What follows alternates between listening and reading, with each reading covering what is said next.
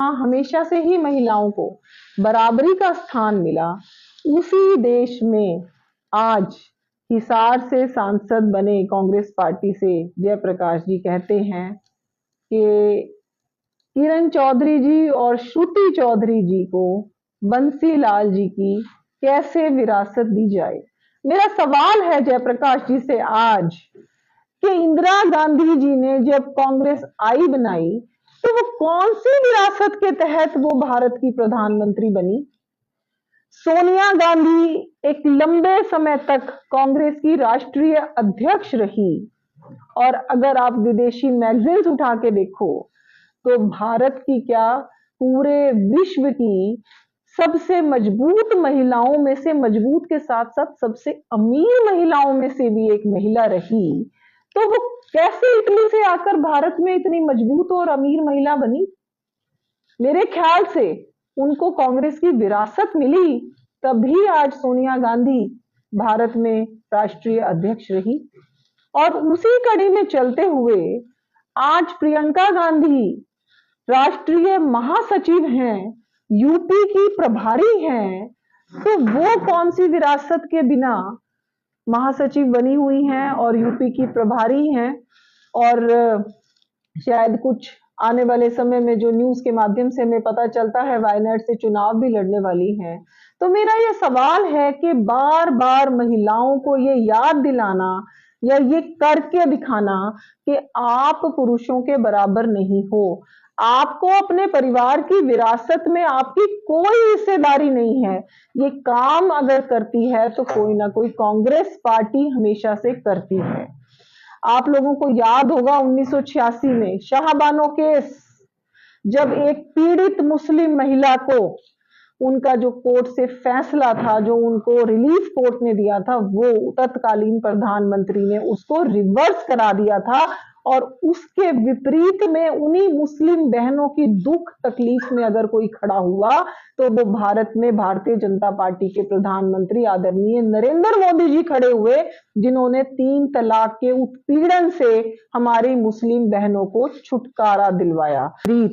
चाहे दिग्विजय सिंह के बयान हो, चाहे आज जयप्रकाश के बयान हो, चाहे तत्कालीन प्रधानमंत्री राजीव गांधी जी ने शाहबानो के केस में किस तरीके से कोर्ट के फैसले को उल्टा कर दिया था। ये जो कांग्रेस की सरकार और कांग्रेस के जो नेता हैं वो लगातार महिला विरोधी बातें भी करते हैं और महिलाओं का सम्मान इस तरीके से कम हो उसकी भी लगातार ये लोग चिंता करते हैं, जबकि इनको ये नहीं पता कि आज 50% वोटर जो है भारत में वो महिला है।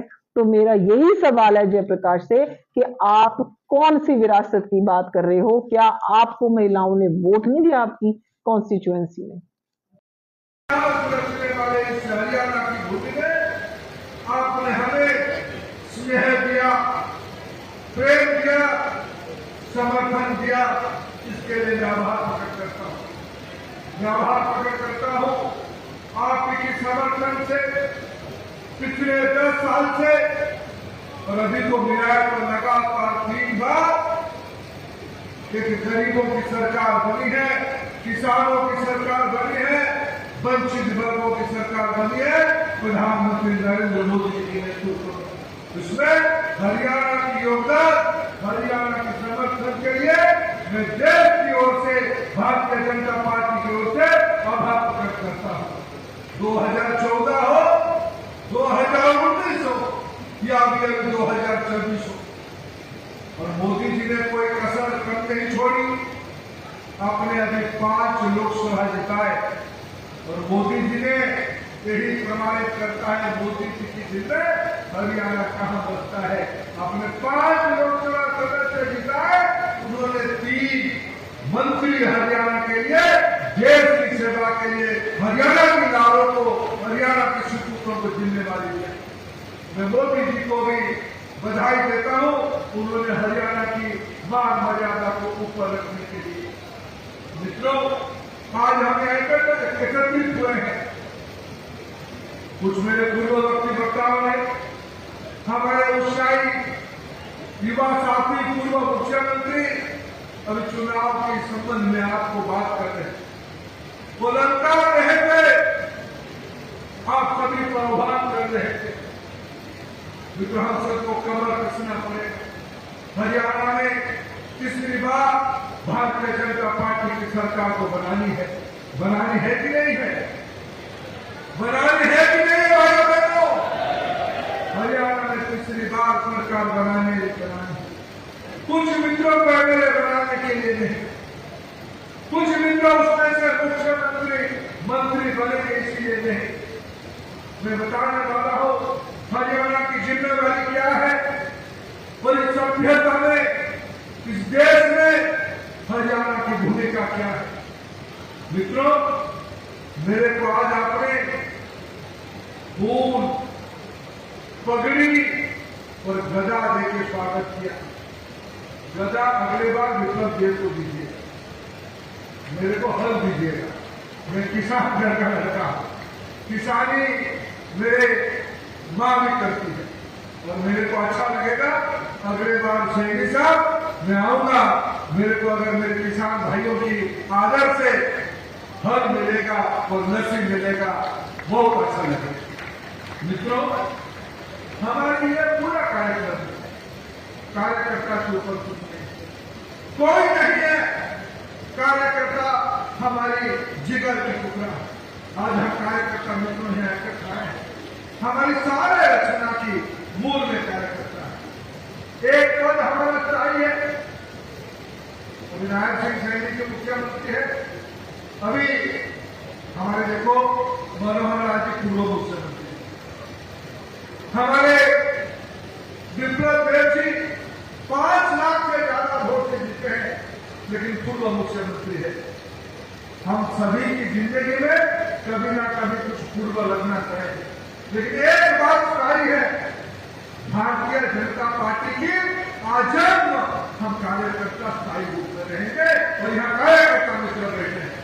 और कभी भी कोई भी युग, कोई भी बड़ा कठिन से कठिन कार्य तब हम सफलता के साथ जीत पाते हैं, पूरा कर पाते हैं अगर सैनिक की मन ठीक होता है, सैनिक की हौसला ठीक रहता है, सैनिक अपने सेनापति को भरोसा करता है। आप भरोसा करिए, आपकी सेनापति और कोई नहीं है, देश की लोकप्रिय जनता नरेंद्र मोदी है। आप भरोसा रखिए, इस देश में कठिन से कठिन काम को हमने जीता है। आज भी देश की जनता ने हमें भरोसा दिया है। इस बार भी देश और हरियाणा के प्रगति बिना देश की प्रगति संभव नहीं है। देश को आगे ले जाने के लिए हरियाणा का नेतृत्व चाहिए और हरियाणा में भारतीय जनता पार्टी के नेतृत्व की मजबूती करना है तो हमारे कार्यकर्ताओं की अथक परिश्रम, मन स्पष्ट और श्रद्धा रहने से ये संभव होगा। मित्रों, अभी जैसे कहा गया, मैं और मेरे सारे संगठन की सहयोगी विप्लव देव भी हो, सतीश पुनिया जी हो, सुरेंद्र नागर जी हो या बाद में सौदान सिंह जी हो, हम आपके दरवाजे तक जाएंगे। मैं आपको आश्वस्त करता हूं, हम जिले में जाएंगे, आपके घर में जाएंगे, आपकी दरवाजे तक जाएंगे। आपकी मन में क्या चलता है, मैं भी कार्यकर्ता हूं, मैं भी नीचे मंडल इकाई से पोस्टर लगा के यहां तक आए हैं। अब सार्वजनिक तरीके से कोई सब कहने का हमारा परंपरा नहीं, मीडिया के मित्रों भी यहाँ बैठे हैं, लेकिन मैं आपको आश्वस्त करता हूँ, एक भी कार्यकर्ता की मन की बात को हम सुनने के लिए आपके पास जाएंगे। हमारे मन ठीक रहेगा तो आप कितने से बड़े काम को कर लेंगे। हम जिले में जाएंगे। मित्रों, सबके अधिकार है, पार्टी सभी के, भले ही कुछ लोग हम नेता करके हम बैठे हो, मेरे घर, लेकिन ये पार्टी बूथ में रहने वाले कार्यकर्ता के अधिकार वाला चीज है। हरियाणा में 7,000 से अधिक के गांव हैं। आज गांव में बीजेपी पहुंची है यशस्वी नेतृत्व की मेहनत से, सरकार की सफल कार्यक्रमों से। हम कुछ कभी रहेगा नहीं। मैं इस बात को अस्वीकार नहीं कर रहा हूं, लेकिन मैं आपको वचन देता हूं, कार्यकर्ता के नाते वचन देता हूं, आपके पार्टी के ऊपर उतना ही अधिकार है जितना आदरणीय नायब सिंह सैनी जी का अधिकार है। आप उससे कोई कम नहीं हो। क्या पता आपसे का लीडर आके बैठ सकते हैं। यह मेरे आपका परंपरा है। हम किसी को भी भरोसा कर सकते हैं, वो कार्यकर्ता होनी चाहिए। सबकी घर जाएंगे, सबके मन की बात सुनेंगे। मित्रों, यह प्रजातंत्र है। प्रजातंत्र में कोई भी चीजों को स्वीकार करने का एक पवित्र परंपरा है। अगर हमारे अंदर से कुछ सुधार की आवश्यकता है, नेतृत्व की कुछ सुधार की आवश्यकता है, सरकार में बैठे हुए लोगों की हमने तो ईमानदारी से जनता की सेवा करने के लिए रचना बनाई। जिन्होंने भी शासन चलाया, पहले मनोहर लाल जी हो, अनिल विज जी हो या नायब सिंह सैनी जी, उन्होंने तो ईमानदारी से लोक कल्याण के लिए योजना बनाई। कभी कभी ये योजना लोगों के मन को आता ही है, कभी नहीं भी आता है। लेकिन मित्रों, सुधार में कोई गलती नहीं होती है। हम सुधारेंगे। यह प्रजातांत्रिक पार्टी है। आपकी संदेश, आपकी प्रस्ताव से, आपके सुझाव से हम कुछ भी चीज को सुधारने के लिए खुले मन से आपसे बात करेंगे। प्रजातंत्र में लोगों की बात को मानना सबसे पवित्र काम होते हैं। आप तो अपने हैं, आप तो एक पार्टी के मालिक हैं। आप जो कहोगे ऐसे चीजों को बनाने का हम लोग काम करेंगे। मित्रों, हरियाणा में 19,812 बूथ है, 7,200 गांव है, 312 मंडल है, 22 जिला है और हमारे पास सिर्फ 100 दिन है। अभी विप्लव जी कह रहे थे 4 महीना। अगर हम जून के 8-9 दिन को गिनेंगे तो 4 महीना होता है, लेकिन दिन गिनेंगे तो मिशन 100 है हमारे साथ। 100 डेज। आज तो 2020 की जमाना है। अभी ताकत जो लोग मुगारत में है, गलत फहमी में है, क्या हरियाणा को फिर लूटने की काम करेंगे, वो सपना देखना छोड़ दे। भारतीय जनता पार्टी तीसरी बार हरियाणा की सेवा करने के लिए हमारे नियति में है। हम इसको करके रहेंगे। हमारी कोई शत्रु नहीं है, लेकिन हम प्रतिद्वंदी की षड्यंत्र को समझे। ये बहुरूपिया कांग्रेस जिन्होंने हरियाणा में वो दिन हम भूले नहीं है। मैं कार्यकर्ता मित्रों को आह्वान करना चाहता हूं। आपके गांवों में जो दलित परिवार में कांग्रेस के राज में अत्याचार हुआ था, वंचितों पर अत्याचार हुआ था, किसानों पर अत्याचार हुआ था, अम्बेडकर के संविधान पर अत्याचार हुआ था, क्या दिन हम भूले? मेरी खुद की पार्टी के कैबिनेट के प्रधानमंत्री फैसला को कांग्रेस पार्टी की विरोध कागज की टुकड़ा कह के फाड़ दिए थे। पत्रकारों के सामने नॉनसेंस कहा था। ये हमको नसीहत देंगे संविधान के बारे में। ये बहुरूपिया कांग्रेस है। हरियाणा के गांव कांग्रेस के अत्याचार को भुलाते, विशेष करके दलित समाज के अत्याचार को भुलाते। भारतीय जनता पार्टी के कार्यकर्ता को इस विषय में समाज के साथ उस वार्ता को लेकर जाना। क्या उन्होंने बाबा साहब अम्बेडकर को कांग्रेस पार्टी का भी सम्मान किया? क्या बाबा साहब अम्बेडकर को चुनाव में हराने का षड्यंत्र उन्होंने नहीं किया? अगर बाबा साहब अम्बेडकर को किसने सम्मानित किया तो देश के लाल, देश के सुपुत्र प्रधानमंत्री नरेंद्र मोदी जी ने किया। ओबीसी कमीशन, ओबीसी को संवैधानिक मान्यता देने के काम अगर किसी ने किया तो प्रधानमंत्री नरेंद्र मोदी ने किया। अगर सवर्णों में गरीबों को आरक्षण देने के काम किसने किया तो प्रधानमंत्री नरेंद्र मोदी को किया। हम तो सर्व समाज को, सर्व समावेशी सरकार चलाने की हमारी मंत्र है। भय, द्वेष, लूट खसोट यह हमारी नीति नहीं है। हरियाणा में आपने सामने सेवा किया। हरियाणा की कई प्रकार के आज शासन प्रणाली, ग्लोबल केस स्टडी बनी है। मित्रों, हमें उस पर नाज होनी चाहिए। और कांग्रेस की भ्रष्टाचार, कांग्रेस की कालाबाजारी, कांग्रेस के अत्याचार की दिनों को हमें जनता के सामने ले जाना है। मित्रों, प्रधानमंत्री नरेंद्र मोदी कोई कसर नहीं छोड़ेगा हरियाणा को आगे ले जाने के लिए, कोई पीछे हम नहीं रहेंगे।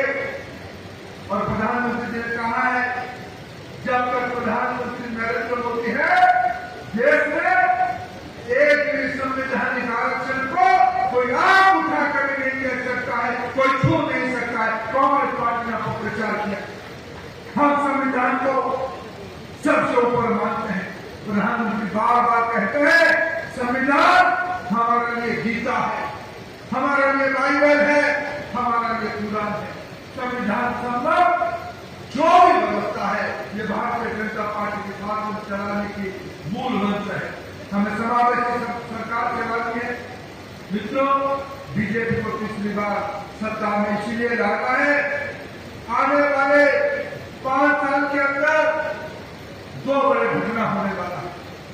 एक, आज हम विश्व में नंबर 5 के अर्थनीति है, और आने वाले 3 साल के अंदर, आज हम 24 में है, 27 आते आते हम दुनिया के 3 नंबर की अर्थनीति बनेंगे। हम $5 ट्रिलियन इकोनॉमी की ओर बढ़ेंगे। मित्रों, इकोनॉमी कहाँ होगा? अगर हरियाणा में सुशासन नहीं होगा, हरियाणा में अगर सुराज नहीं होगा, अगर हरियाणा में फिर लूट खसोट, दलित विरोधी परिवारवाद शासन चलेगा, कुछ चंद लोगों की जेब तो गर्म होगा, गरीबों की जेब में नहीं पहुंचेगा पैसा। देश की प्रगति में मैं फिर दोहराना चाहता हूं, 3 नंबर के अर्थनीति में अगर सबसे ज्यादा हिस्सा किसको मिलेगा, तो हरियाणा की छोरों को मिलेगा, हरियाणा की छोरी को मिलेगा। लेकिन इसीलिए मैं सुशासन चाहिए। मित्र, हम सारे चीज को भूल के, मैं जानता हूं आपकी आंखों की बातों को मैं पढ़ता हूं, इसीलिए मैं आपको निवेदन करने आया हूं। मेरे मित्र मेरे साथ रहेंगे, सुरेंद्र नागर रहेंगे, हरियाणा की तमाम नेतृत्व हमारी साथ रहेगी। हम तो नींव की पत्थर बनेंगे, विकास की, विश्वास की नई इमारत आपकी मेहनत में होने वाला है। हम सब लोग देश को यशस्वी बनाने के लिए, और फिर मैं निवेदन करना चाहता हूं, महाभारत की युद्ध अगर हरियाणा की भूमि में ना होता, आज विश्व में गीता ना होता। गीता सर्वसत्य है, सर्व विद्यमान है। आज 21वीं सदी में फिर भारत को एक महाशक्ति बनाने के लिए हरियाणा की नेतृत्व चाहिए, हरियाणा की विचार चाहिए, हरियाणा की साहस चाहिए, हरियाणा के पसीने चाहिए, हरियाणा की खून चाहिए। आप सभी लोग आने वाले सोचिए, ये कोई संबंधजनक सवाल नहीं है, ये कोई स्वागत सवाल नहीं है। हम तो उस शब्द तक मनाएंगे जब फिर अक्टूबर महीने में हरियाणा का भारतीय जनता पार्टी की फिर एक बार मुख्यमंत्री शपथ लेगा, तब जाके हम परिश्रम को अंत मानेंगे। आप सभी को ये निवेदन करने के लिए आपने अवसर दिया, बहुत बहुत धन्यवाद। गदर मीडिया तो आप देखें, और उसमें अच्छी नई ताज़ा खबरें सुनने को मिलेगी, देखने को मिलेगी, और हरियाणा में क्या चल रहा है क्या नहीं चल रहा है ये भी आपको पता चलेगा। और चैनल को लाइक करें, सब्सक्राइब करें और शेयर करें। थैंक यू, धन्यवाद।